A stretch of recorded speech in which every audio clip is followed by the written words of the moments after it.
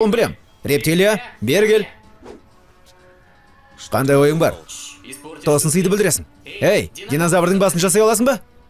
Жарайды. Осылай ма? Кездесуге баратын болсаң жарамайды. Бірақ біздің шаруаға кедергі осы.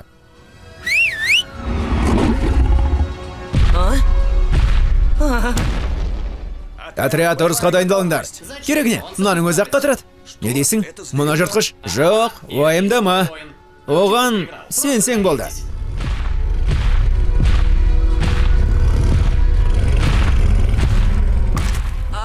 Енді менің не істеуім керек?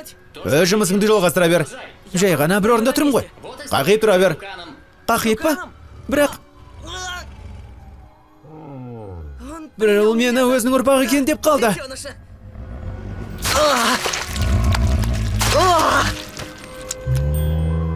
Жылай бермеші, а?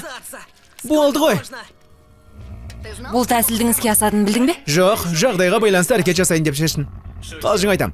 Оның аналық екені көрініп тұр ғой. Ол аналық тесік бәрінен жоғары. Енді қауіптің беті қайтты деп ойлайсың ба? Қауіп қатерге бас тікпесең жеңіліске жете алмайсың. Бұл сырттан бақылап тұрмыз. Ал оның жағдайы қалай болады? Мен капитанды осылай әркімді бір уайымдап жүретін үшін жақсы көрем. Мен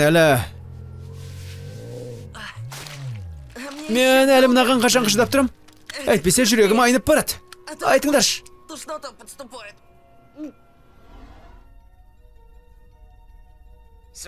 Енді 8-ші рет байқап көрсек іске асады. Қазір көресің, тұлабой месез тұрмын. Мен Грутпын ғой. Қос деп айтқан кезде қосып қалатын бол. Оқтың ба? Қос! Қос! Қос дейм! Мен Грутпын. Қос! Қос дейм! Қос! Сен не қылдың? Бүкіл жүйені істен шығардың ғой. Енді қайтадан жөндем.